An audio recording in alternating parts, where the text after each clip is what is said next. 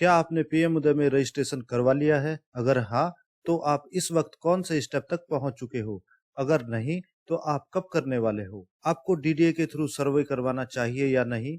क्यों करवाना चाहिए और क्यों नहीं करवाना चाहिए? आज मैं आपको इन सब सवालों का जवाब देने जा रहा हूँ। सबसे पहले आप सभी दिल्ली वासियों को थैंक्स मेरे पिछले वीडियो को appreciate, like, share and subscribe करने के लिए। दोस्तों, स्वागत है आपका पाई पाई जोड़ो चैनल में। इस वीडियो में मैं आपको लोगों के सामने आ रही परेशानियों को और उनके सवालों का जवाब देने की कोशिश कर रहा हूं। पूरा वीडियो जरूर देखें। अगर आपका कोई सवाल है तो कमेंट सेक्शन में डाल दें। आपको सही और जल्दी उसका जवाब जरूर दिया जाएगा। दिल्ली के प्रॉपर्टी होल्डर का पहला सवाल, मुझे पीएम उदय में रजिस्ट्रेशन करवाना जरूरी है या नहीं? दोस्तों, इसका जवाब है कि आपको पीएम उदय में रजिस्ट्रेशन जरूर करवाना चाहिए। दिल्ली के अनऑथराइज्ड कॉलोनी में रहने वाले लोग कई सालों से अपनी प्रॉपर्टी की रजिस्ट्री करवाना चाहते थे। इसके लिए दिल्ली की अलग अलग सरकारों ने अपने अपने टाइम पे कच्ची कॉलोनियों को पक्की कॉलोनियां बनाने का वादा किया। कई सालों से दिल्ली वालों को ये आश्वासन मिलता रहा है कि उन्हें मालिकाना हक मिलेगा। तो ऐसे में यह योजना पावर ऑफ अटर्नी को रजिस्ट्री में कन्वर्ट करने के लिए सुनहरा मौका है। तो आपको पीएम उदय में रजिस्ट्रेशन जरूर करवाना चाहिए और सारे स्टेप फॉलो करके रजिस्ट्री करवा लेनी चाहिए। लोगों का दूसरा सवाल, मुझे ना तो अपनी प्रॉपर्टी बेचनी है, ना ही मुझे मालिकाना हक चाहिए। मेरा घर है, मेरी मर्जी है और मैं खुद ही इसमें रहता हूँ। मुझे रजिस्ट्री क्यों करवानी है? हर राज्य का जमीन को लेके अलग अलग कानून है। जैसे नजदीकी राज्य हरियाणा और यूपी में बिना रजिस्ट्री के कोई भी प्रॉपर्टी नहीं होती है। वहाँ की 100% प्रॉपर्टीज रजिस्ट्री पे ही हैं। लेकिन दिल्ली में दो तरह की प्रॉपर्टी हैं। एक तो रजिस्ट्री वाली पक्की कॉलोनियों में और दूसरी 99 ईयर की लीज पे, जिसको कि पावर ऑफ अटर्नी कहते हैं। हालांकि ये लीज 99 ईयर के बाद आगे कंटिन्यू हो जाती है, लेकिन ये है तो लीज ही। भारत सरकार के कानून के हिसाब से रजिस्ट्री ही प्रॉपर्टी के पक्के कागज होते हैं। Power of attorney simple agreement होता है जिसे कभी भी किसी के भी नाम पे ट्रांसफर किया जा सकता है। इसका रिकॉर्ड सरकार के पास नहीं होता है। अब इस योजना के तहत मालिकाना हक मिलने के बाद प्रॉपर्टी की रजिस्ट्री हो जाएगी और हमेशा के लिए सरकार के पास रिकॉर्ड बन जाएगा। फिर सारा प्रॉपर्टी ट्रांसफर का काम बिना रजिस्ट्री के नहीं हो सकेगा। क्वेश्चन नंबर 3, अगर सरकार को रजिस्ट्री करवानी ही है तो कैंप लगाए, पैसे ले और रजिस्ट्री कर दे। हरियाणा और यूपी में तो ऐसा नहीं होता है। वहां तो कोई सर्वे नहीं, कुछ नहीं, सीधे अथॉरिटी में जाओ और रजिस्ट्री करवा लो। ये रजिस्ट्रेशन, सर्वे, जीआईएस नंबर, डॉक्यूमेंटेशन, इन सब का क्या मतलब है? देखिए, इसको समझाना थोड़ा सा मुश्किल है, लेकिन मैं आपको सीधी भाषा में समझाने की कोशिश करता हूँ एक एग्जाम्पल के थ्रू। दिल्ली की जितनी भी जमीन थी उसके जो मैप्स होते थे उन्हें कहते थे खसरा मैप। और यहाँ खेती की जमीन होती थी तो हर खेत का एक नंबर होता था, जिस नंबर को खसरा नंबर कहते हैं। जो जमीन खेती की नहीं होती थी और वहां पे लोग रहते थे, उस जमीन को कहते थे आबादी क्षेत्र। बाद में उस आबादी क्षेत्र की बाउंड्री डिमार्केशन कर दी गई और उसे कहा गया लाल डोरा। ये जो पीएम उदय योजना है, ये लाल डोरा के लिए नहीं है। अब आते हैं खेती की जमीन पर और उसका खसरा नंबर पर। मान लीजिए एक आदमी था मिस्टर एक्स और उसका एक खेत था जिसका खसरा नंबर था 1 और उस खसरा नंबर के 1 का कुल एरिया था 5000 गज। अब मिस्टर एक्स ने क्या किया कि अपनी मर्जी से उस 5000 गज में मन मर्जी के प्लॉट काट दिए, मन मर्जी की रोड बनाई और mister A B C D करते करते 50 लोगों को बेच दी। अब ध्यान देने वाली बात यह है कि वह जमीन जब mister A, mister B, mister C जैसे 50 लोगों ने खरीद ली तो उस जमीन की रजिस्ट्री तो थी नहीं। तो वहां जमीन पावर ऑफ अटर्नी पे 50 लोगों को ट्रांसफर हो गई एक म्यूचुअल एग्रीमेंट पे। और साथ ही एक ऐसी परेशानी खड़ी हो गई, यह जमीन जो विभाजित हुई है यह उन 50 लोगों में और मिस्टर एक्स को ही पता है कि किसकी जमीन कहाँ पे है। ये बात और ये रिकॉर्ड गवर्नमेंट के पास तो कभी किसी भी रूप में गया ही नहीं।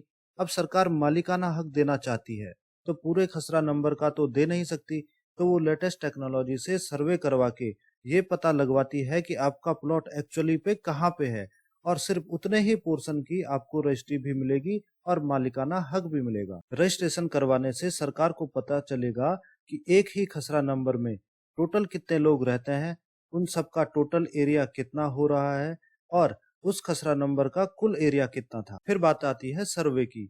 तो मैंने आपको बताया सर्वे से ये पता चलेगा कि आपकी प्रॉपर्टी उस खसरा नंबर पे कौन सी जगह पे है। और अंत में डॉक्यूमेंटेशन से ये पता चलेगा कि अभी प्रेजेंट में उस प्रॉपर्टी पे किसका कब्जा है, मतलब आज की डेट में उस प्रॉपर्टी पे कौन रह रहा है। इसलिए दोस्तों, यह झंझट नहीं है बल्कि दशकों से चले आ रहे झंझट से मुक्ति है।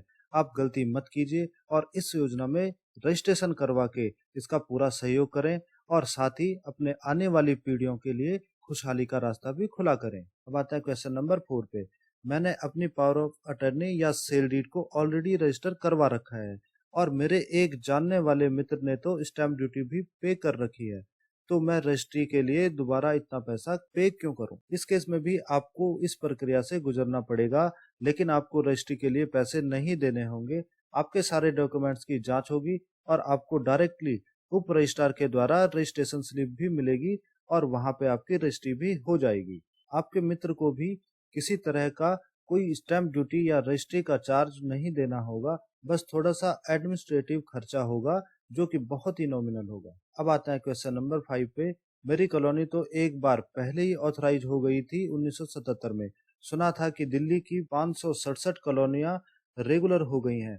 अब फिर से ये पीएम उदय, ये सब कितनी बार करना पड़ेगा। अगर आपकी कॉलोनी 1977 में रेगुलराइज हो गई थी और उन 567 कॉलोनियों में आती है, तो आपको पीएम उदय में रजिस्ट्रेशन नहीं करवाना है। आपकी प्रॉपर्टी इस योजना के तहत नहीं आती है, आपको कुछ नहीं करना है।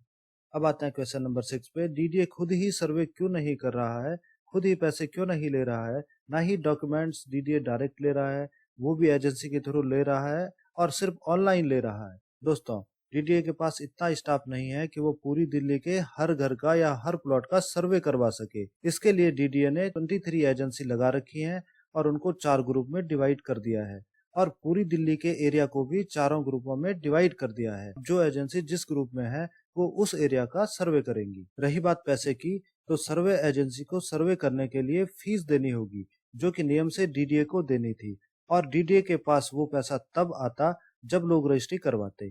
इस सारी प्रोसेस में बहुत टाइम लगता है, तो डीडीए ने रजिस्ट्री के पैसे तो बहुत ही मिनिमम रखा है और टाइम टाइम पे प्रॉपर्टी होल्डर के ही पैसे का डायरेक्ट एजेंसी को दिलवा के अपना भी, प्राइवेट एजेंसी का भी और प्रॉपर्टी होल्डर का भी लोड इक्वल डिस्ट्रीब्यूट कर दिया है। आप इस बात की चिंता ना करें कि आप प्राइवेट एजेंसी को पैसा दे रहे हैं और डीडीए को नहीं दे रहे हैं। प्राइवेट एजेंसी भी डीडीए के बिहाफ पे ही पैसा ले रही है और डीडीए ने सारी पेमेंट्स को पहले से ही फिक्स किया हुआ है। आप इसको एक एग्जाम्पल से समझ सकते हैं। जैसा दिल्ली में इलेक्ट्रिसिटी जनरेशन एंड डिस्ट्रीब्यूशन के लिए दिल्ली विद्युत बोर्ड है और उसके अंडर में दिल्ली पावर कंपनी लिमिटेड है, Indraprastha power generation company limited, Delhi Transco limited, BSES Rajdhani power limited, BSES Yamuna power limited, north Delhi power limited. तो आपको बिजली पहुंचाने का काम ये कंपनियां करती हैं और आपसे बिजली का पैसा भी यही कंपनियां लेती हैं। बिल्कुल ऐसे ही आपका सर्वे का काम डीडीए ने 23 कंपनीज को दिया हुआ है और पैसे भी आपसे वही कंपनियां लेंगी और सर्वे का रेट डीडीए ने तय किया हुआ। अब आते हैं क्वेश्चन नंबर 7 पे। मुझे कैसे पता चलेगा कि मेरा घर पीएम उदय के तहत आता है या नहीं, मुझे सर्वे करवाना चाहिए या नहीं। दोस्तों, इसके लिए मैं डिस्क्रिप्शन में एक लिंक और एक पीडीएफ भी डाल रहा हूँ, जिसमें डीडीए ने 1731 कॉलोनियों की लिस्ट बना रखी है जिसमें इस योजना का लाभ ले सकते हैं। अगर आपकी प्रॉपर्टी इन 1731 कॉलोनियों में से किसी में भी आती है, तो आपकी प्रॉपर्टी में पीएम उदय के तहत सर्वे होना चाहिए और आपकी रजिस्ट्री होगी। आपको और भी चीजों का ध्यान रखना पड़ेगा कि कहीं आपकी प्रॉपर्टी रिजर्व्ड फॉरेस्ट में या किसी अधिसूचित फॉरेस्ट में तो नहीं आ रही है, किसी प्राचीन स्मारक वाली या किसी पुरातत्व विभाग द्वारा चिन्हित भूमि में तो नहीं आ रही है, ओजोन में या यमुना बाढ़ के क्षेत्र में तो नहीं आ रही है, हाई टेंशन इलेक्ट्रिसिटी लाइन के नीचे तो नहीं आ रही है, या फिर जो 69 डेवलप्ड अनऑथराइज्ड कॉलोनी है उनमें तो नहीं आ रही है। दोस्तों, डीडीए ने जो 69 कॉलोनियां हैं जो अनऑथराइज्ड हैं उनको भी इस योजना से बाहर रखा है, क्योंकि वो ऑलरेडी डेवलप हो चुकी हैं। उनकी लिस्ट मैं आपको डिस्क्रिप्शन में डाल देता हूँ। बाकी आपको सर्वे एजेंसी के सर्वेयर भी गाइड कर देंगे और मुझे तो लगता है कि आपको सर्वे करवा लेना चाहिए, ताकि आपको एग्जैक्ट स्टेटस तो पता चलेगा कि आपकी प्रॉपर्टी क्लियर क्लीन है या आप बरसों से किसी गलतफहमी में जी रहे हैं। क्योंकि सर्वे का खर्चा मिनिमम 944 है और मैक्सिमम 2950 है, तो आप अपनी प्रॉपर्टी का स्टेटस चेक करने के लिए ही सही आपको इतना खर्चा कर लेना चाहिए। अब आता है सवाल नंबर 8 पे। इस योजना से हमें क्या फायदा होगा। जैसा चल रहा है सब ठीक ही है, फालतू के पैसे क्यों खर्च करने हैं। दोस्तों, इस योजना से आपको बहुत सारे फायदे होने वाले हैं। इससे सबसे बड़ा फायदा होगा, आपको मालिकाना हक मिल जाएगा। मतलब अभी तक पावर ऑफ अटर्नी थी, उसकी रजिस्ट्री हो जाएगी। दूसरा, अभी तक आपको कोई भी बैंक आपकी प्रॉपर्टी पर कुछ भी लोन नहीं देता है। आपकी रजिस्ट्री हो जाने के बाद कोई भी बैंक आपको आपकी प्रॉपर्टी पर लोन दे देगा। तीसरा, आप अपनी प्रॉपर्टी को बिना किसी झंझट के सरकारी रजिस्ट्री के ट्रांसफर्स के थ्रू और बैंकों के लोन के थ्रू खरीद बेच सकेंगे। चौथा बड़ा फायदा, मालिकाना हक मिलने के बाद आप अपनी बिल्डिंग में कुछ भी चेंजेस करवाने के लिए या खाली प्लॉट पर बिल्डिंग बनाने के लिए नक्शा पास करवा सकेंगे। पांचवा बड़ा फायदा, आपकी कॉलोनी का डीडीए के द्वारा कई तरह से डेवलपमेंट किया जाएगा, जैसे कि रोड, चौड़ी सड़कें, पार्क, सीवर, गलियों की सफाई, स्कूल, हॉस्पिटल आदि बनवाए जाएंगे। एक और फायदा जरूर बताना चाहूंगा कि यह सब होने से आपकी प्रॉपर्टी के रेट अचानक से बढ़ जाएंगे, जो कि सालों से बिल्कुल जोंक की तरह एक ही जगह पर चिपके पड़े थे। दोस्तों, यह योजना सिर्फ मालिकाना हक या अनऑथराइज कॉलोनी को ऑथराइज करने के लिए ही नहीं है, बल्कि इससे बहुत ही ज्यादा फायदा देने वाली है। मैं आपको एक छोटी सी बात से समझाने की कोशिश करता हूँ। क्या आपको लगता है कि जिस अनऑथराइज कॉलोनी में आप रहते हैं वहां पर सब कुछ ठीक ठाक है? क्या आपको पता है कि कई इतनी तंग गलियां हैं जहां पर 4 पहिए वाली गाड़ी तो छोड़िए, बाइक और स्कूटर ले जाना भी मुश्किल है? क्या आपको पता है कि हम लोगों ने अपने घर के जो एंट्री गेट है वहां पर 2-3 फीट तक बाहर सड़क पे अपनी सीढ़ियां निकाल रखी हैं, या फिर हमने 3-4 फीट का छज्जा निकाल रखा है, जिसकी वजह से हम ही लोग परेशान हो रहे हैं। क्या आप जानते हैं कि हमारे घर तक पहुंचने का रास्ता केवल हम ही जानते हैं? कोई पोस्टमैन या कोई हमारा दोस्त रिश्तेदार कभी भी बिना हमारे साथ में हुए हमारे घर तक नहीं पहुंच सकता। हम जिस घर में रह रहे हैं उसका कोई प्रॉपर एड्रेस ही नहीं है। वहां तक पिज्जा 20 मिनट में तो छोड़िए, 20 साल तक नहीं पहुंच सकता है। दोस्तों, अनऑथराइज कॉलोनी से ऑथराइज होने का मतलब हमारी आपकी सोच से कहीं ऊपर है। इसलिए इसके फायदे ही फायदे हैं, नुकसान कुछ भी नहीं है। बस आपको थोड़ा सा पैसा जरूर खर्चा करना पड़ रहा है, लेकिन यह आपके फायदे के लिए ही है। दोस्तों, सवालों की एक लंबी लिस्ट है और एक ही वीडियो में सबका जवाब देने से वीडियो ज्यादा लंबा हो जाएगा। इसलिए चैनल को सब्सक्राइब कर दें और बेल के आइकन को दबा दें, ताकि आप तक लेटेस्ट वीडियो को नोटिफिकेशन आते रहें। अगर आपने सर्वे करवा लिया है, डेफिशिएंसी में अटके हुए हैं, तो अगला वीडियो आपके लिए ही है। हमारा अगला सवालों का सेक्शन होगा सर्वे एजेंसी का सिलेक्शन, डीडीए की कार्रवाई से रिलेटेड और डीडीए की वजह से लोगों को आ रही परेशानियों के समाधान से रिलेटेड। हमें कमेंट सेक्शन में अपना सवाल जरूर भेजें, हम उसका आप तक सटीक आंसर पहुंचाएंगे।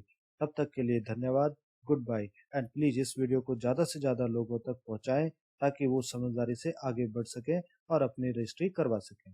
Thanks for watching.